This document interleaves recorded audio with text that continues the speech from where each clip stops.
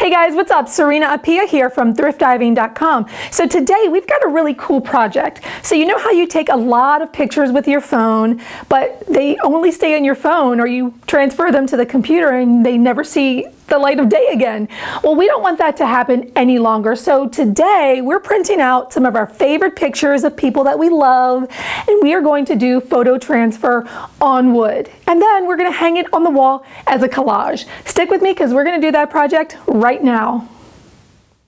All right, guys, here's what you need for this project. You will need some Mod Podge photo transfer medium. Now, it's really thick, so you're going to need a paintbrush or maybe a foam roller. So I'm using scrap wood from my garage. You see it's all cut up here. It's what I had on hand, and I think the 3/4 inch works really, really well. You're going to print off your favorite family photos. I have an inkjet printer, so that's what I used. And you'll take your Mod Podge, put it in the bowl, and use your foam roller or your paintbrush with a little bit of wax paper underneath, or parchment paper, because you don't want to get that stuff on your table.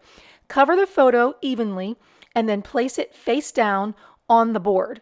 Now, if you have a brayer, that's probably a good option to use, but you can use a credit card or something to spread it out. Now you see here I've got all my pictures laid out, and it really didn't matter where I put the pictures. I just wanted to make sure that I had enough space for all the pictures. And I did. Everything worked out really, really well. So I went through one by one, adding all the pictures to the board, and I was going to have to leave this for 24 hours to fully dry. Okay, so we are done putting the photos on the wood, and now we have to wait 24 hours to see if it actually takes. I hope so, because I really don't want to do this again. All right, we got 24 hours to wait. Let's go do something else. All right, guys, well, this is day 2 of this project where we are trying to make some photo transfers onto wood so we can make a collage on the wall. It's been 24 hours and it has dried thoroughly. So now is the scary part. We have to put some water on here and see if we can get this paper off and keep the image on the wood. Crossing my fingers for this. This is a picture of me and my best friend, Hakima. All right, so here's what we're gonna do. We're just gonna start rubbing it out very gently.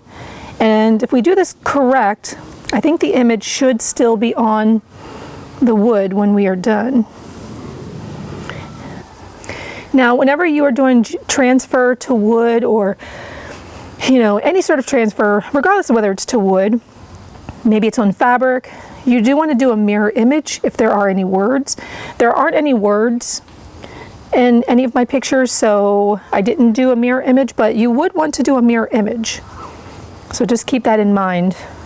All right, so I'm just going to gently clear it off, and I think that looks pretty good. I think we've gotten all the paper off of there.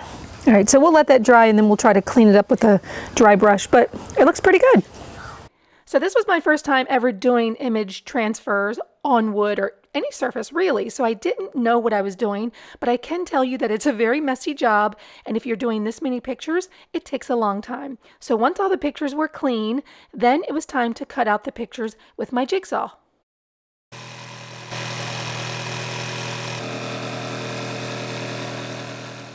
After cutting out all the pieces with my jigsaw, it was time to run it through my router table. Now, the reason I was doing this is because I wanted to have a decorative edge. You could easily leave it just like this and it'll be fine. Now, the reason why this one is shiny is because I added a coat of top coat. I wanted to see what it would look like once it had some finish on it, and it looked pretty good. This was actually one of my favorites that I think turned out really, really well. Some of the other ones, not so much, but anyway, it was a fun project, and I'd never used the transfer medium, so it was fun. So you'll see here that I'm just running it through, and again, you don't have to use a router table, but I liked the decorative edge that it gave the top, and it made it feel like it was a plaque almost. So I thought that was kind of cool.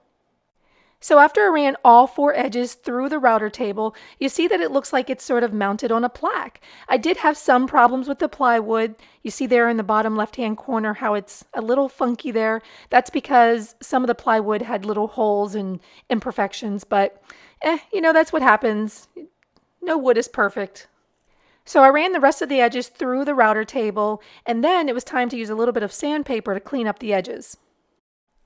So you can see the sides of the board were pretty mangled, but that wasn't really a problem because once I took some sandpaper to the edge, all those little extra pieces came right off. And again, it just looked like the picture was mounted on a wooden plaque.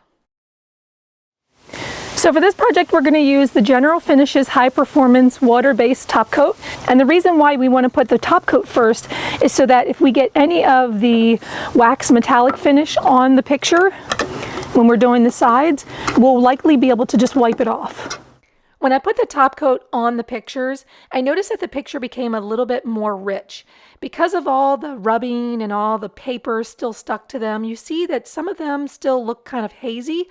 So you want to make sure that you try to remove as much of the paper as possible, but leave enough of the image so that it doesn't totally look faded like some of mine did.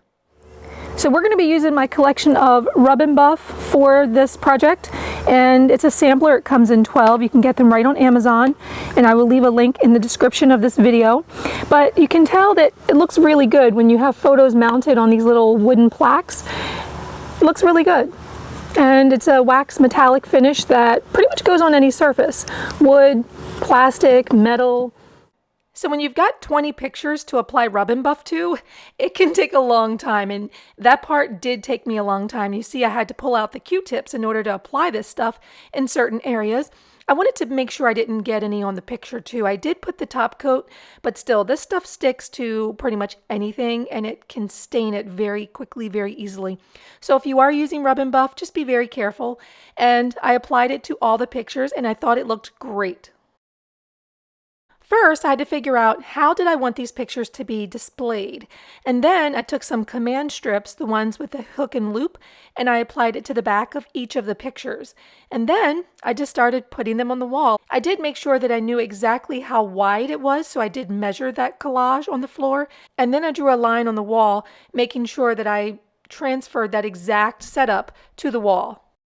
So overall, I'm really happy with this project. I think if I do another batch, they would turn out even better. And these make really great gifts too. You can give a whole set to a family member and let them do their own collage on the wall. So this is what it looks like now. And I still have a lot of things to do in this room, but overall, I'm happy, and at least I've got my family on the wall.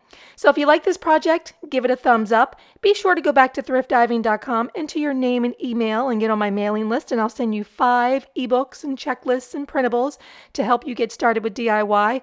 And be sure to watch more videos because there's always something cool we're doing here at thriftdiving.com. Thanks for watching.